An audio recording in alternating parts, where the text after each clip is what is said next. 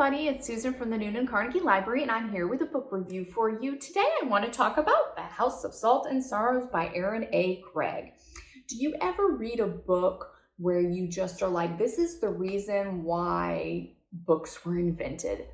I love this book. This was so good. This is a young adult fantasy novel. It's a retelling of the 12 Princesses tale.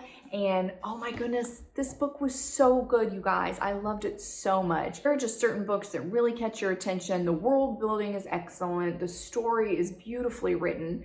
And I just really loved this one. So this book is about Annalee. She lives in a castle called Highmoor by the Sea. She's part of a family which used to have 12 daughters, but unfortunately, through different kinds of tragedies, most of her sisters have passed away and there's only 7 of them left. These deaths are just devastating to the family and they've been in mourning forever.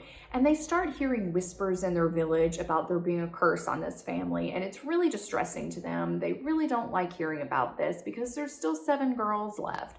And it's just super stressful for them. And they start realizing that none of them are married yet. And with all this gossip going on in the village, they may never get married, and that's really what they are meant to do, is to get married and carry on the family name. But Annalee is a very independent woman, and she's not so concerned about getting married as she is in finding out what is happening to her sisters.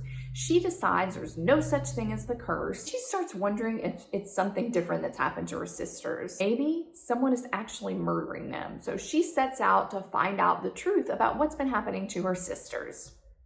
Annalee starts having these weird ghostly visions. She wonders if she's losing her mind a little bit. She keeps seeing mysterious things going through her vision. She thinks she sees her sisters who have passed away, and she starts getting like really paranoid about it. Her sisters have been sneaking out every night to go to these balls where they wear beautiful gowns, lovely slippers, and they just have so much fun dancing the night away. And Annalee is real hesitant about it, but she finally goes with her sisters, and it's these elaborate, beautiful balls they get to in this very mysterious way. And she starts getting really tired, and she's like, I don't know if I really want to go to these balls anymore because they're making me so exhausted I can barely get up the next day. But she wants to be there to watch out for her sisters because she's really worried about something happening to the sisters who are left. Then Annalee meets this dark, mysterious stranger. He seems very kind, but he's also very secretive. He doesn't really tell her a lot about where he's from or what he does, so she really feels herself attracted to him, but she also wonders,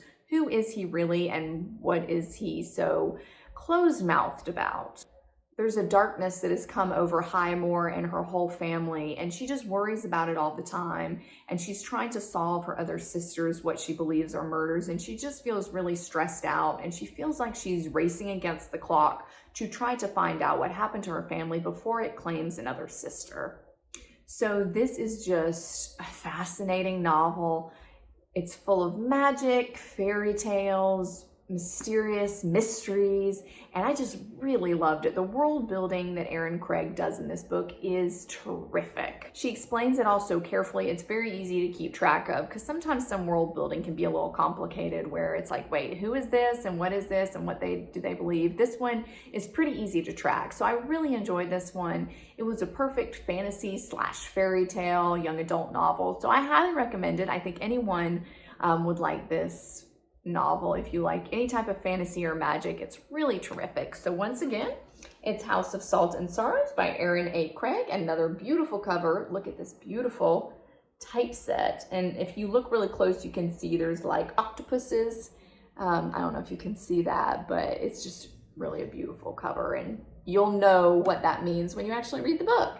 But come on in, we'll have it here for you to check out. Let us know what you think about it if you read it, and thanks for joining us for another book review.